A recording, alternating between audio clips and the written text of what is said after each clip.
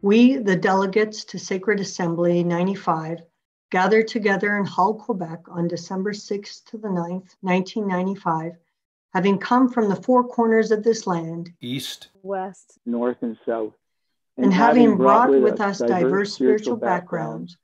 And I've listened to and prayed with elders, spiritual leaders, and with each other, are now able to assert the following. We share as part of our common spiritual foundation the belief that the Creator God reigns supreme over all things. The land on which we live was created for the benefit of all.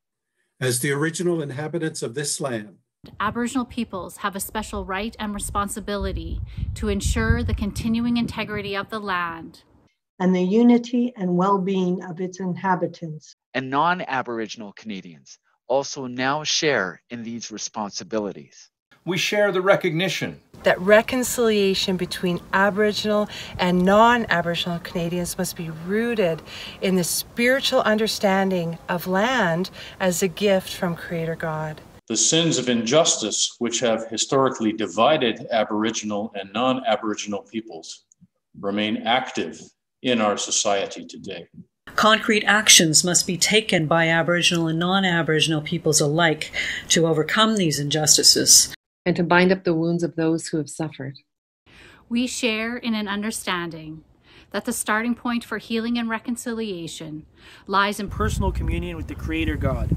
That while change must take place at all levels of society, it must be rooted most firmly in the communities. And relations based on justice will require respect for past treaties, a fair settlement of land rights disputes, the implementation of the inherent right of self-government, and the creation of economic development opportunities and other institutions to support it.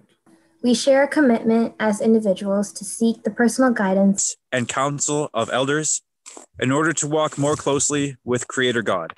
To return to our communities and to develop ways to continue the process of healing and reconciliation that has begun at Sacred Assembly 1995. To continue to explore with each other our sacred foundations in order to bring about spiritual reconciliation, Aboriginal justice, and the fulfillment of political responsibilities in this country. To continue to respect differences in our spiritual journeys, even as we seek to discover the common spiritual link between us. As churches and faith communities, to continue the process of healing and reconciliation with Aboriginal peoples by providing the forums and supports needed to heal the wounds created in the past. To become stronger advocates for justice and reconciliation in current and future public affairs, and to hold our governments accountable for their implementation of just policies.